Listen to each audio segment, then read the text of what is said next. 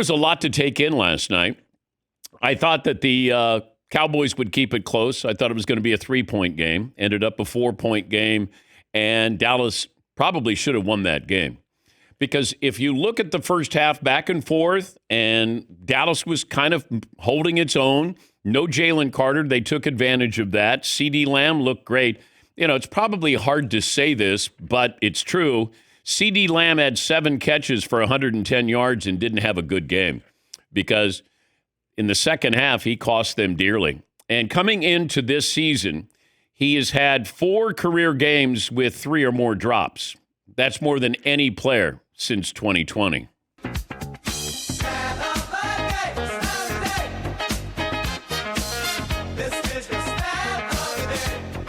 Stat of the day, brought to you by Panini America, the official trading cards of the Dan Patrick Show.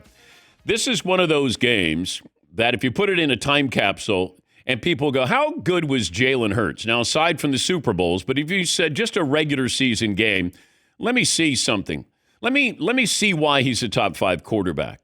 That would have been the game last night. Because Saquon Barkley was good. A.J. Brown, non-existent. Devontae Smith had a couple of catches in there. But if I combine all their yards, I don't even think they have 100 yards total. That was Jalen Hurts. So you have your best defensive player who's out, and he seemed to take over the moment. He did the right thing at the right time. First incompletion was in the second quarter. He played great. And he took advantage of the middle of the field when he was running, when he was back to pass, and then decided to get out of the pocket and ran for a couple of touchdowns. That was all Jalen Hurts last night. The best player on the field. And now I know his odds to win the MVP. I don't even think he's a top 5 MVP candidate because he's not going to put up incredible numbers. This is a guy who played quarterback last night. This wasn't a guy who was passing. He was a quarterback last night. And this goes with game managing, which I know that there are quarterbacks who think that, this is a disparaging remark, and it's not. It's understanding what you need to do. And he did it. If I said game master instead of game manager, is that better? Because that's what this is. To me, that was old school football of, I don't care what my numbers are, we're going to win. And he proved that whatever you needed him to do last night, he did. And that's what you want out of your quarterback. Now, I've said on record, I didn't think he was a great quarterback. I just think he's great for that team. And we're going to hold it against him that he's got maybe the best front office in football. And you got Saquon there. You got an incredible offensive line. You got 2 good receivers, a good tight end. And it's almost like, Jalen Hurts kind of had a head start here. He's got a lot of talent around him. Well, so did Patrick Mahomes. You had the best coach in the NFL, a great GM, Hall of Fame tight end, Tyreek Hill.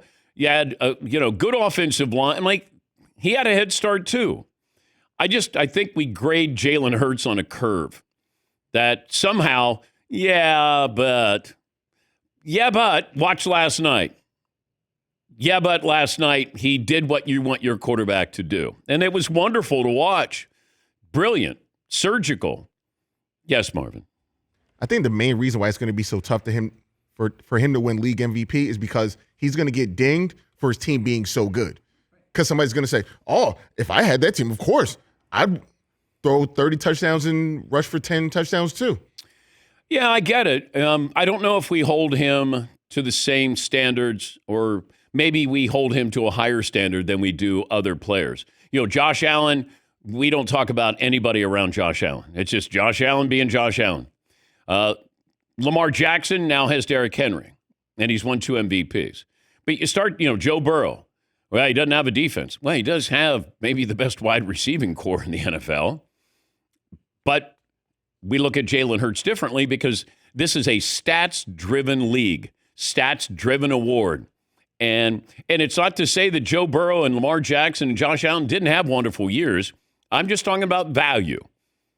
And I think you could say this with all sincerity. You get to the playoffs, give me how many quarterbacks would you take over Jalen Hurts in the playoffs? Okay? Because that's where I see real value. Regular season, okay. Lamar's going to be great. Josh Allen's going to be great. Joe Burrow's going to be great. How many of those quarterbacks are you taking over Jalen Hurts? You're going to take Mahomes. I might take Josh Allen. Josh Allen's been a good performer in the postseason. He hasn't been able to get by Kansas City. We've seen Joe Burrow make a run. Lamar Jackson, I'm not taking Lamar Jackson over him. Run down the list of other quarterbacks there.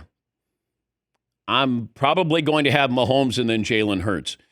Jaden Daniels hadn't shown me enough yet. C.J. Stroud hadn't shown me enough yet. I mean, this is a guy who outplayed Mahomes in 2 Super Bowls. He won 1, but he outplayed him. He could have 2 Super Bowls, 2 MVPs, if you look at what he did in those Super Bowls. I know it's high praise, hyperbole, probably, overreaction, but I did see, it almost felt like the game was slowing down for him. He just saw everything in a different way. And sometimes it, crystallizes with quarterbacks, your first year or second or third or fourth. But if you look, and Chris Collinsworth brought this up, the guy plays for championships, whether it's, college or the NFL. He's in championship moments there, and it didn't seem too big last night. And his demeanor doesn't change. He is pretty cool. And it was on display last night. Now, the headlines will be what happened to start the game when Jalen Carter spit on Dak Prescott. And you got to have context with this. Now, I'm not exonerating Jalen Carter. In the moment, I didn't have any context. Nobody did. Because I didn't know that Dak Prescott was spitting when he was in the huddle. They're waiting for the official has to say, all right, you can break the huddle. Now we can get started. And Jalen Carter is probably 5 feet away, maybe, from Dak Prescott.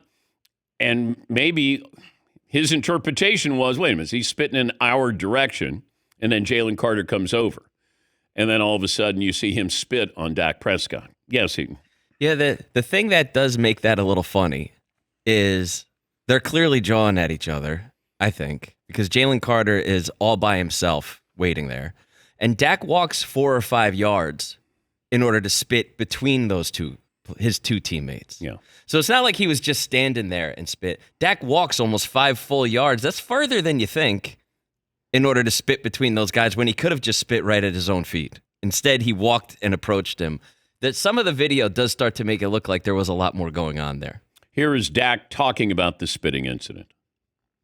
I was right here by the 2 linemen, and guess I needed to spit, and I wasn't going to spit on my lineman, and I just spit ahead, but I would say he was back there where Jory was in that sense, and he asked, or he goes, "You trying to spit on me?" And at that point, I felt like he was insulting me. Like I wouldn't spit on somebody. I'm damn sure not trying to spit on you. Like we're about to play a game. I'm wondering why you're trying to mess with the rookie. And so when I stepped through, I actually say the words like, "What the hell would I? Excuse me, but I'm probably even more colorful. What would I need to spit on you for?" And he just spit on me in that moment, and it was more of a surprise than anything. Refs obviously saw it through the flag. I was like, hell yeah, we get 15 yards to start the game off. And the ref is right there. Really easy call. Dak kind of goes, hello? He just spit on me. Here's Jalen Carter talking about his side of the story.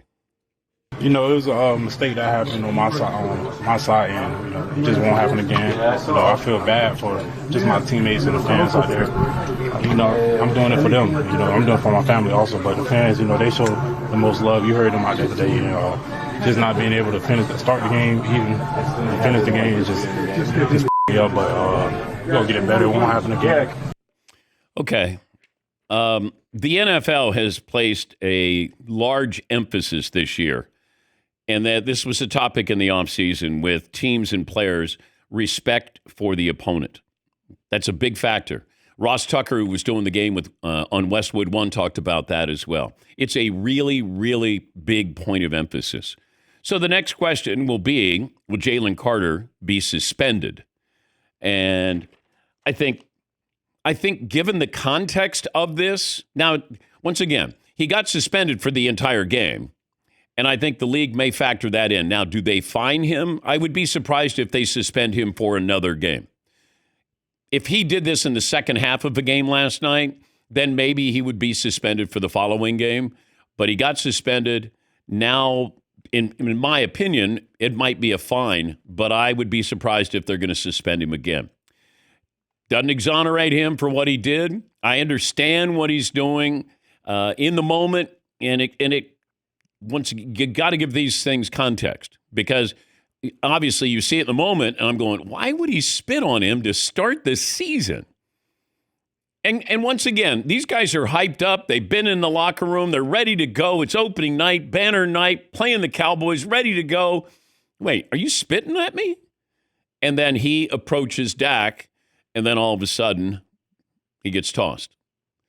What a wild start to the game. Wild start. Yeah, Paulie. I'd barely even settled down. I don't really even have the sound up, and I see a flag go in the air. I'm like, did they run a play? And it was like that scene in Slapshot, the hockey movie, where the guy punches the other guy during the national anthem. Like, how is a flag going on before the game started? Philadelphia's lucky to get a win. Really lucky. Now, I always look at these losses at the beginning of the year. We tend to look at losses at the end of the year.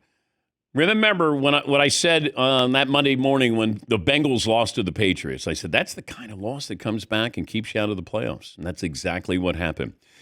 You're going to have sloppy football this week and probably next week because most of these players haven't played. And if they have, it's just a little bit. And last night was kind of sloppy, or as Paulie would say, choppy. But I thought Dallas did enough to win that game. I just didn't understand why there wasn't, and I'm sure Dallas had a spy on Jalen Hurts. He wasn't James Bond. He didn't do a very good job. He was really good at hiding the fact that he was the spy on Jalen Hurts because Jalen Hurts felt like he had room to run. And this wasn't a tush push. He was able to, score legitimate touchdowns. But Saquon, he played okay.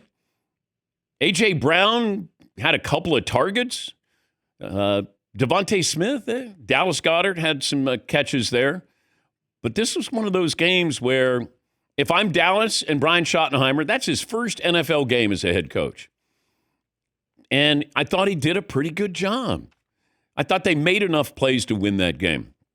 And that's one of those, if they had stolen that game, man, what would we be talking about? Yeah, Seton. Last night watching the Eagles, it was kind of like a perfect example to me of why you need name brand players at the skill positions. Because you can't, Saquon Barkley is a name brand, right? And he's a guy. I thought he looked great, right? You have two superstar caliber wide receivers. You can't, and then plus you have Jalen Hurts, who was killing them last night. How are you going to cover everybody? You kind of can't. Yeah. That's, to me, it was like the ultimate view again into like, this is why you pay people. This is why you have stars at those positions.